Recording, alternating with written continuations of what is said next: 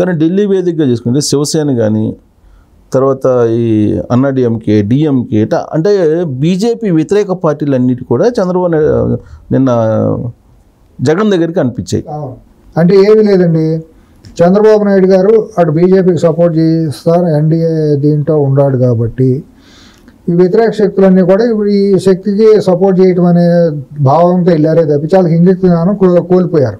మనం ఎటువంటి శక్తిని మనం సపోర్ట్ చేస్తున్నాం, అతని వ్యక్తిత్వం ఏంటి, అతని నడవడిక ఏంటి, అతని బాబాయిని హత్య చేసిన దాంట్లో ఏంటి, అతని పాత్ర ఏంటి, సొంత బాబాయిని, సొంత చెల్లి రోడ్డు ఎందుకు ఎక్కింది, రాష్ట్రంలో గత 5 ఏళ్లలో జరిగిన హత్యాకాండలు ఏంటి, అక్కడ జరిగిన అరాచకం ఏంటి, వాళ్ళు కనీసం ఇంగిత జ్ఞానం ఉంటే వెళ్ళిన ఎంపీలకు కానీ పార్టీలకు కానీ బాధ్యత ఉంటే, సామాజిక బాధ్యత ఉంటే, వాళ్ళు కూడా నిజంగా కడుపుకు అన్నం తినేవాళ్ళు అయితే, సభ్య సమాజంలో వాళ్ళు మనుషులుగా ఉండేవాళ్ళు అయితే, వాళ్ళు పార్లమెంట్లో ఉండటానికి కనీస అర్హత ఉంటే వాళ్ళు ఎవరు కూడా అక్కడ అడుగు పెట్టరు.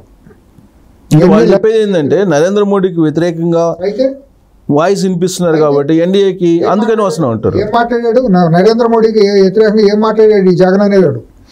ఎప్పుడు మాట్లాడాడు? ఏం యుద్ధం చేశాడు? ఏం సాధించాడు రాష్ట్రానికి? ఏం నిలదీశాడు మోడీని?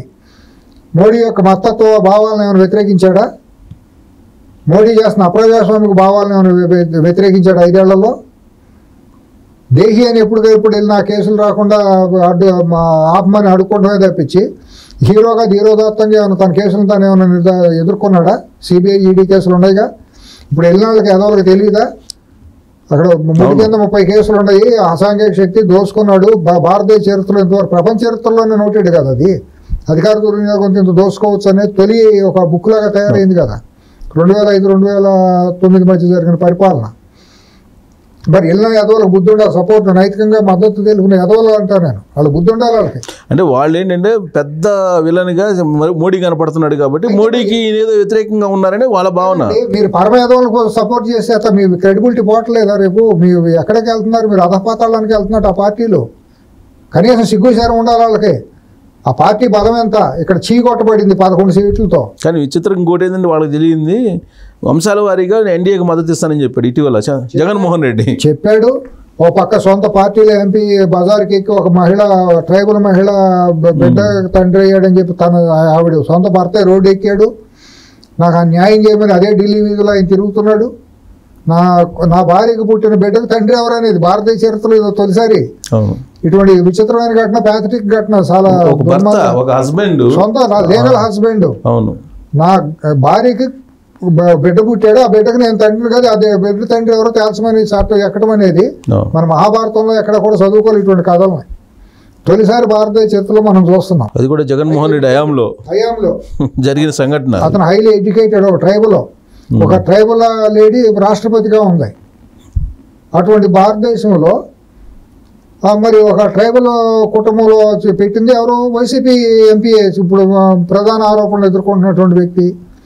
ముఖ్యమంత్రి అప్పుడు పవర్లో ఉన్న ముఖ్యమంత్రికి తెలియకుండా జరిగిందా?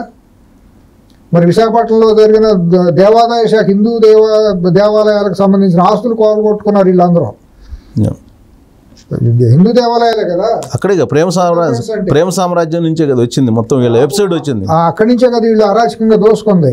మరి ఇటువంటి దాన్ని దోసుకున్న వాళ్ళు సమర్థించుకుంటూ వచ్చారు బీజేపీ కూడా. ఇవాళ ఇంత దుర్మార్గం చేస్తా అంటే ఢిల్లీ వీధుల్లో మరి వాళ్ళకి ఎట్టా జంతర్ మంతర్ దగ్గర ఏ రకంగా పర్మిషన్ ఇస్తారు? అంత మొహమాటం ఏమండి బీజేపీకి? అంత అవసరం ఏముంది అంటే పార్లమెంట్ రాజ్యసభలో వాళ్ళు 10 సీట్లు ఉన్నాయి కాబట్టి ఆ 10 సీట్లు బిచ్చం మెతుకుల కోసం వీళ్ళు ఆశపడటం బీజేపీ వాళ్ళు. అంత దిగజారాల బీజేపీ దేశం కోసం, ధర్మం కోసం. ఒక అసాంఘిక శక్తిని ఏ రాముడు చెప్పాడు? రాముడు వారు రామరాజ్యంలో ఇటువంటి అసాంఘిక శక్తులను, రాక్షసులను పెంచి పోషిస్తామని ఏమన్నా రాముడు చెప్పాడా? వాల్మీకి రాశాడా? విశ్వామిత్రుడు చెప్పాడా? మనుధర్మంలో ఎక్కడ రాసి ఉంది అసాంఘిక శక్తులను నెత్తిన పెట్టుకోమని? వీళ్ళు ఏ ధర్మం ప్రకారం మాట్లాడుతున్నారు? చేసే అధర్మం ఏంటి ఇది బీజేపీ? అది అసాంఘిక శక్తుల్ని సత్వరమైన చట్ట ప్రకారం న్యాయాన్ని నిర్ధారించి న్యాయస్థానాల్లో కోర్టులు కేసులు విచారించి ఏదో ఒకటి తేల్చాలి కదండి. మీరు చెప్పేదేమో శ్రీరంగ నీతులు ఏదో దూరేదేదో అంటారే, అట్లాగే మీరు చెప్పేదేమో దేశం కోసం, ధర్మం కోసం అని రాముడు ఫోటో పెట్టుకుంటాం, మేము ప్రపంచానికి తలమానికంగా ఆదర్శంగా ఉంటామని చెప్పటం, ఇక్కడికి వచ్చే అవినీతి పార్టీలతోనో అవినీతి కుటుంబాలతోనో అంటగాగటం, ఇదంతా బీజేపీ చేస్తున్నటువంటి దుర్మార్గం కాదండి మా ఎక్కడ చూసినా కూడా.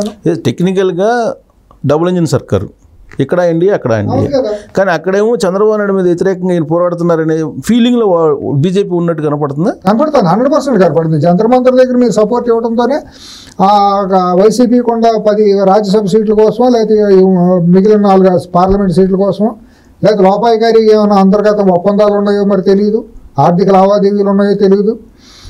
గత 5 ఏళ్ళలో చేసిన అసాంఘిక ఇది ఉంది, డ్రగ్స్ దిగుమతులు ఇటువంటివి ఉండే కదా, అంతర్జాతీయ స్థాయిలో జరిగినవి ఉండే కదా.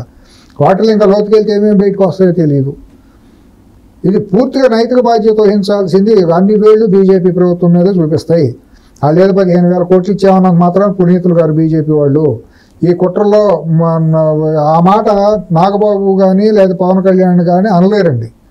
ఎందుకంటే బీజేపీని ఆ మాట అనలేరు వీళ్ళు. వాళ్ళకుండా మొహమాటలో, వాళ్ళకుండా అవగాహనలో, పార్టీకుండా కూటమిలో ఉన్నారు కాబట్టి 100% రేపు రాష్ట్రంలో నాగబాబు గారు అన్నట్టు ఈ అశాంతిని నెలకొల్పడంలో, డబ్బులు ఖర్చులు పెట్టి విచ్చలవిడిగా అసాంఘిక శక్తులను తీసుకొచ్చి చేయటంలో 100% బీజేపీ హస్తం లేకుండా అతను చేయలేడండి. సో దాని కంటిన్యూషన్ ఏంటంటే, ఇప్పుడు ఆపరేషన్ గరుడ అనేది అప్పట్లో శివాజీ వినిపించిన దాంట్లో పవన్ కళ్యాణ్కి ఏదో థ్రెట్ కలిగించి అల్లకొల్లం చేయాలనేటువంటిది అప్పట్లో వినిపించింది. క్రితంసారి కూడా అనుకున్నాం సిఎస్ గారు, మీరు గుర్తుందేమో, ఆ రాష్ట్రంలో ముగ్గురు చాలా జాగ్రత్తగా ఉండాలి.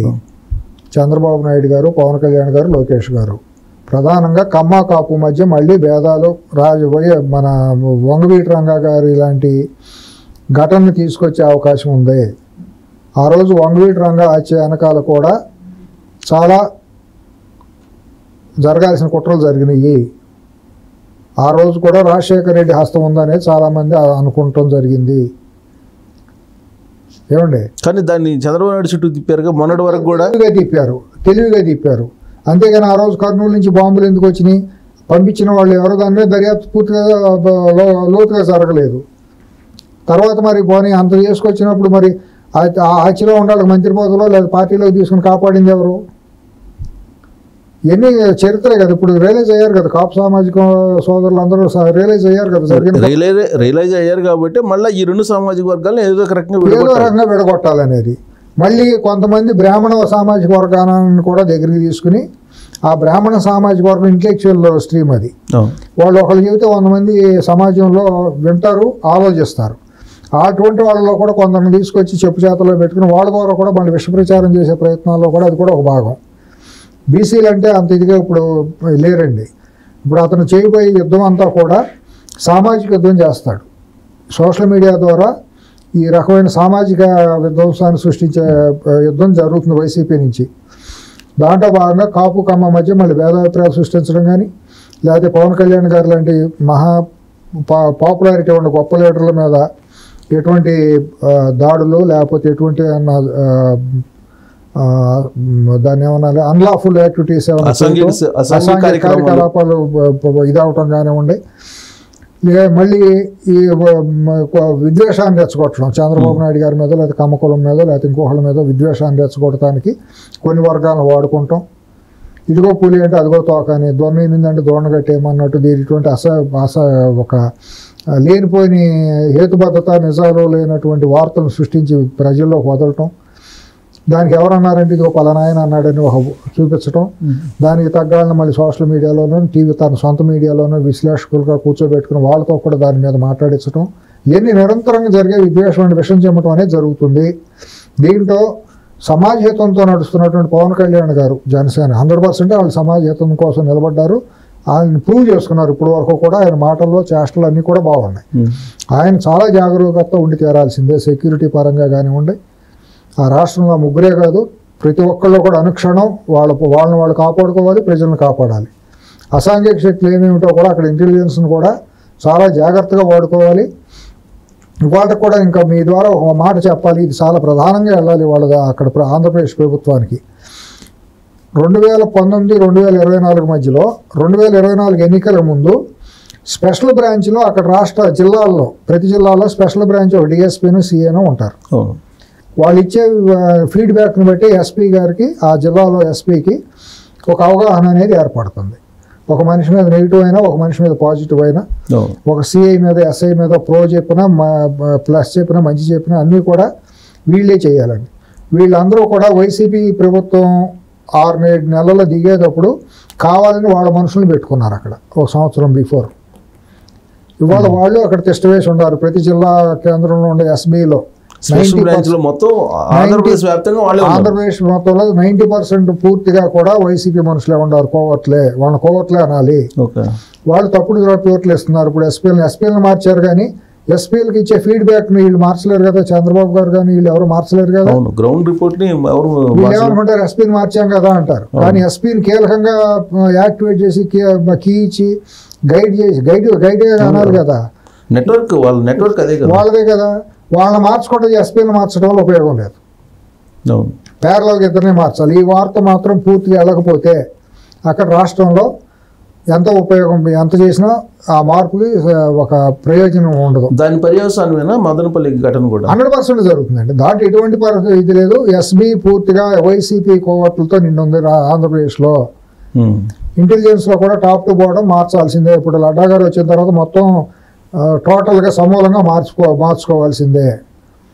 అది పెద్ద సమస్య కాదు. కానీ స్పెషల్ బ్రాంచ్ అనేది ఎవరికి తెలియని కీలకమైన అంశం. అది బయట సామాన్యులకు తెలియదు, ఎమ్మెల్యేలకు కూడా తెలియదు. నేను చెప్పే ఇది ఏదో వస్తారు, గాలివాటంగా వస్తారు, ఓట్లు వేసాం, మేము ఎమ్మెల్యేలు అయ్యాం, మంత్రులు అయ్యాం అని అంటారే కానీ ఇవాళ అత్యంత కీలకంగా కేవలం కొంతమంది కీలకమైన పోలీస్ ఆఫీసర్లకు మాత్రం ఈ విషయం తెలుసు. క్షేత్రస్థాయిలో ఉండే డిఎస్పీలకి, ఎస్ఐలకు, సిఐలకు కూడా తెలుసు ఏం జరుగుతుందని. కానీ వాళ్ళు వచ్చి బయటికి మాట్లాడలేరు, ఎందుకంటే డిసిప్లినరీ యాక్షన్ ఉంటుంది. ఎస్పీ ముందు మాట్లాడటానికి స్థాయిలు ఉండవు కదా. ఒక డిఎస్పీ కూడా ఎస్పీకి చెప్పలేడు ఇది తప్పండి అని. నువ్వెవడో నాకు చెబుతాను, కానీ వాళ్ళకు హైరార్కీలో ఒక ఈగోస్ ఉంటాయి.